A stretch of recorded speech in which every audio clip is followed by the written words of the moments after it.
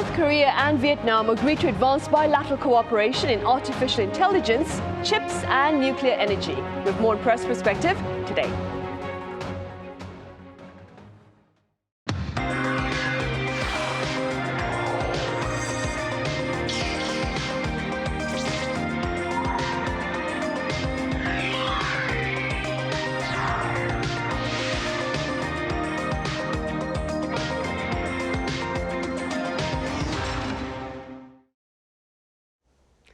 Hello and welcome to Press Perspective for this Thursday, April 23rd here in Seoul. I'm Min Sun-hee. President Lee Jae Myung and his Vietnamese counterpart Tô Lâm sat down for their second summit in less than a year, this time in the city of Hanoi, earlier on Wednesday that is, and pledged partnership to post a bilateral trade turnover of $150 billion by the year 2030. For more on this, I have Chloe Borgnon with French broadcaster France 24 here in the studio. Chloe, it's great to have you back. Hello, thank you for having me. I also have Michael Tatarski, author of the newsletter Vietnam Weekly. Michael, it's been such a long time. Great to have you back. Happy to be here. Chloe, we shall start with you. Let's begin with a bit of information about President Lee Jae Myung's agenda in Vietnam on this Thursday. Yeah, so today the president had a few meetings on the agenda. Was meeting with the Vietnamese Prime Minister to discuss bilateral discussion cooperation. So it's kind of in the following of what happened yesterday in his meeting. So the idea was to get into more detail for those collaboration and on specific sectors that have been discussed yesterday. He also was meeting with Vietnam National Assembly chairman, so still on the political side of things. And there's also a business forum that he will be attending that is aimed at promoting trade and investment between the companies for the two countries. And that's something that's to be noted because in the delegation with the President Lee Jae Myung, we have some of the biggest Korean companies. We have chairmen from Samsung Electronics, from SK, from LG, from Lotte. So we can expect that there will be discussion and probably investment deals at this specific forum as well. Right, indeed. Michael, as I mentioned earlier, back on Wednesday, President Lee Jae Myung and his Vietnamese counterpart Tô Lâm held their second summit in Hanoi, the first one being, of course, here in Seoul last year. What aspects of this latest summit have been making media headlines there? So a lot of focus on trade and investment, as was kind of just discussed. Those are usually what aspects of the relationship with South Korea get the most focus. You already mentioned the trade turnover goal of $150 billion. Vietnam is certainly looking to South Korea for support or investment, generally in high-tech areas, AI, data centers, semiconductors, airports, smart cities, all of those sorts of things. That's really where Vietnam wants to move its economy. Obviously, there's a lot of manufacturing and work going on in those sectors here already, but they're really looking to advanced economies like South Korea for more support and investment in the high-tech fields. Right, indeed. Chloe, the South Korean president's state visit to Vietnam, of course, follows a similar one to India earlier this week. And quite a number of foreign media outlets have been pointing to supply chains as a major item on the discussion table. What have you been hearing? So, yeah, I feel like it's been labeled as a strategic trip by quite a few foreign media outlets. So why so? Because we're, as we've been talking about it quite a few times here, in the middle of a very disturbed time with the energy crisis, with the blockade of Hormuz and the war in Iran. Also, some times before, we know that the tariff wars from Donald Trump showed to everyone that nothing is for sure in the global system here. And there's trust issue then with the American ally. So speaking still about the tariff wars, we know that India was also strongly impacted a few months ago. So I feel these things, the thing of South Korea and India have a lot to talk about and have a lot of good reasons to strengthen their partnerships together. And that's what most of the foreign media outlets have been pointing out. It's not specifically about the specific deals that are made. It's mostly about the idea of developing and diversifying everything. Lee Jae Myung has been talking while he was in India of a time of extreme uncertainty. And that is really what has been probably pushing forward the diplomacy both ways, actually. It's not only South Korea that is thinking this way, but all of the countries are kind of trying to find new partners. Before leaving, so before the trip to India, the National Security Advisor Wee Sung-rak here in South Korea said that the idea was to strengthen the special strategic partnership and to expand mutually beneficial and strategic cooperation with India. So really concrete way for that to be, it would be to increase the comprehensive economic partnership agreement between the two countries that was signed in 2010. So that would make sense to try to revive it a bit more. And that's been discussed between Lee Jae Myung and Narendra Modi. And then boosting also bilateral trade. They want to double it between the two countries by 2030. And the partnerships that have been mostly discussed, like the sectors that have been mostly discussed, are kind of some very strategic ones, especially we know here in South Korea. So shipbuilding, maritime industries, finance, artificial intelligence and defense. Right, indeed. Michael, as I mentioned earlier, the first face-to-face between the leaders of South Korea and Vietnam took place here in Seoul last August. What do you believe have been some of the tangible advances in bilateral ties since then? In terms of tangible, there haven't been any or too many concrete announcements, but certainly one big one recently is that Samsung is considering, at least, I think they will invest $4 billion in a semiconductor packaging plant in northern Vietnam across 2 phases. Samsung is the largest single foreign investor in Vietnam, over $20 billion over the last 15 years. They're a really critical part of Vietnam's tech supply chain. Semiconductors are a huge goal. Getting more into the semiconductor industry is a huge goal of Vietnam, so that will help.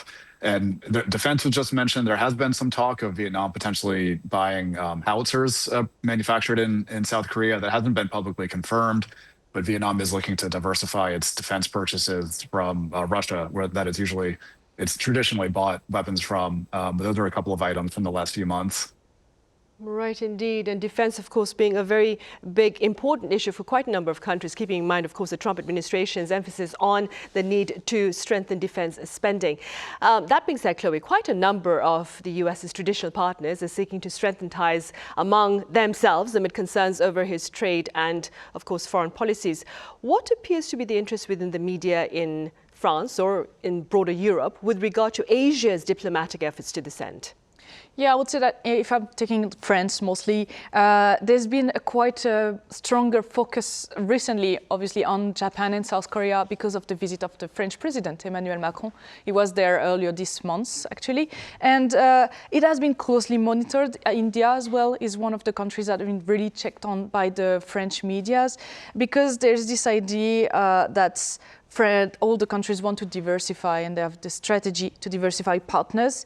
It has been noticed, obviously, by France, by Europe in general, France being one of the main people to talk with. And we know that when Emmanuel Macron, the president, was here and discussing with Korean partners, he was speaking about France, but he was also saying, especially in the business sector, saying if you come to France, you're also coming to Europe. So that's why it's impossible to kind of make differentiation in that sense of when you're speaking with one of the state members of Europe, you're kind of speaking with the European Union as well. And there's a seduction strategy that's been put in place by those European countries toward Asian counterparts. And we see that, for example, so Emmanuel Macron, the president, when he was speaking recently in South Korea, he came to a business event and he was saying that, comparing to the United States, in that in the business place, Europe and France was reliable, and he really put the emphasis on reliable economic partner, saying that it might be boring, but actually at least you know what you're getting into with those countries. And I feel like it's mostly what the European medias are focusing on is what could be the opportunities for France or for Europe with the development of those new and more diverse links between countries. Right, of course. Meanwhile, back here in this part of the world, Michael, the South Korean leader's visit to Vietnam appears to have renewed interest in the success story of the Korean wave. What factors do you suppose have fueled its popularity there in Vietnam? Yeah, Korean pop culture has been very popular here for years now. I mean, American pop culture remains relatively dominant in some ways, but the big Korean K-pop bands like BTS and others have had concerts here over the years. Korean movies continue to do quite well in movie theaters. The biggest cinema chain in the country is run by CGV, which is a Korean joint venture. K-dramas are also very popular, the TV shows. So I think, people here kind of identify it as coming from elsewhere in Asia. So there's some similarities. And the government even has held up South Korea and, this soft power of Korean pop culture as sort of a potential model for Vietnam, which has had pretty limited success with its own movies and music going overseas. But I think they see South Korea as sort of a model to look up to in those regards. Michael, findings by the Culture Ministry here show Vietnam, it ranks third in the number of Hallyu-related stories that its media covers. The first being India, the second Argentina, and Vietnam standing third, of course. In what direction do most of these stories related to Hallyu, the Korean wave, appear to flow? What's interesting about Argentina, but I mean, again, it's generally portrayed as quite positive. This is an Asian country that has hugely popular stars around the world, even in major markets like the U.S. Some household names at this point. So yeah, it's again seen as a very positive sort of a model to not replicate exactly. There are very different countries, of course, but something that Vietnam can maybe look to in its own relative backyard to try and at least pursue on the global stage. Chloe, then, moving forward, what do you suppose are some of the diplomatic tasks for the Lee Jae Myung administration following its state visits to Vietnam and, of course, to India earlier this week? So I would say the main thing will be now to secure those talks into deals. It's always the same. I mean, obviously, they cannot make deals on this right there. But the idea is, as we were saying, developing, boosting the bilateral exchanges.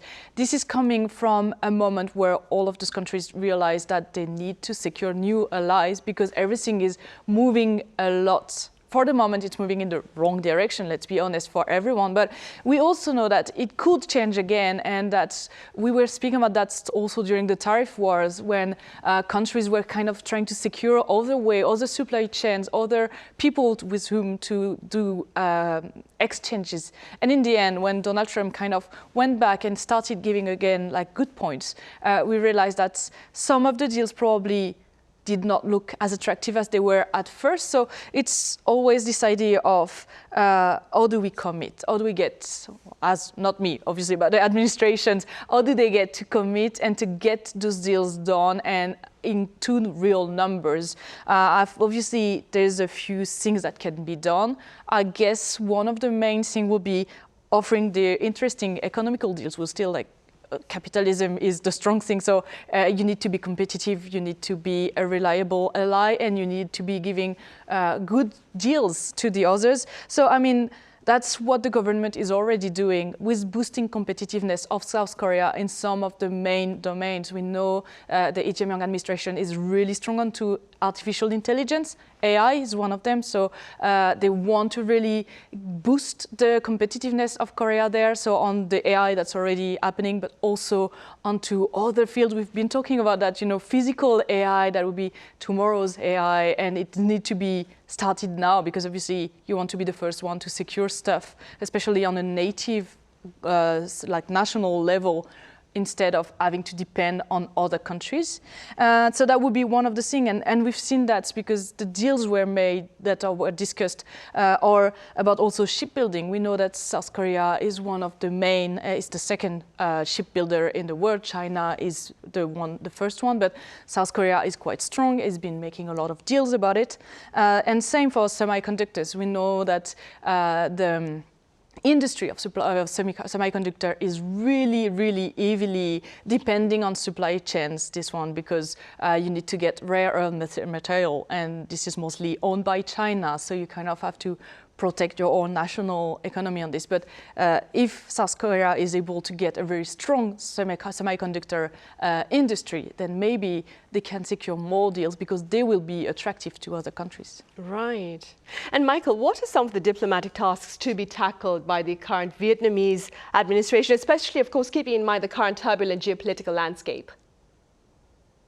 Yeah, I mean, like many middle powers, Vietnam is in a complicated place, although fairly favorable at the moment. They've managed to maintain growing, trade and economic ties with both China and the U.S., even in the middle of the trade war between those two countries. It's worth noting that General Secretary Tô Lâm was just in China last week, meeting with Xi Jinping and other Chinese officials, where he reiterated that the relationship with China is a priority, one of, if not the most important. It is, a huge neighbor, as it is for, or almost is for South Korea as well. And how to balance with the U.S. and, as referenced, kind of the distrust with the Donald Trump administration now. Vietnam also got hit very hard with the initial tariffs about a year ago. Those got walked back, thankfully. But Vietnam was very concerned about that, remains concerned about that, still has not reached a trade agreement of any kind with the U.S. despite months of talks. So finding this balance, this middle ground between China and the U.S., not to turn it into a global binary, but those are the two most powerful countries, is kind of their biggest task, along with most other countries, I suppose. Right, for sure. For most middle-power countries, navigating that rivalry between the world's two superpowers, China and, of course, the U.S., is a major task. Chloe, I'm sure you remember Hanoi. It was the venue of the summit talks between President Trump and Kim Jong-un during Trump's first administration. Now, Trump is slated to visit Beijing in May for talks with his Chinese counterpart, Xi Jinping. Do you suppose we can look forward to another summit between Trump and Kim in Hanoi this year? So that's a bit of the question we are all asking ourselves. I mean, specifically as journalists, we have to kind of try to be on time and try to find out if things are going to happen or not. I feel like it's really hard to say. Like, remember during APEC, there was also this same discussion about will they meet, will they not? And I mean, Donald Trump has been, well, he's been more silent about it now because he has other things on his hands, but he was very adamant since the beginning of his new mandate that he wants to meet again with Kim Jong-un, because the meeting in Hanoi did not went smoothly at all, and I feel like he really wants to have this specific relationship again and try once again. The big question being, does Kim Jong-un want it again? Because we know that in Hanoi, this went well, and this is something that probably the leader of North Korea did not appreciate. And we know that it's been more cold, like giving more of a cold end towards Donald Trump at the moment. So the big question is, in Hanoi or somewhere else, that's also possible. I mean, he's going to China, so that maybe Xi Jinping could help him mend the relationship. But honestly, right now, with what we know and with all little information have been given through from North Korea, because they have not really responded to anything on that regard, I feel it's really hard to say, and it will be very speculative. But the truth is, Donald Trump has said that he really wants it to happen. So right. We'll see if he's making more move towards that. Right, indeed, of course. Well, I'm afraid that's all the time we have for this edition. Chloe, as always, thank you so much for your insights. Thank you. And Michael, over in Vietnam, thank you very much for your time and your thoughts. Thank you. Right, that ends this edition of Press Perspective. Thank you for watching. Do join us again same time tomorrow for more panel discussion.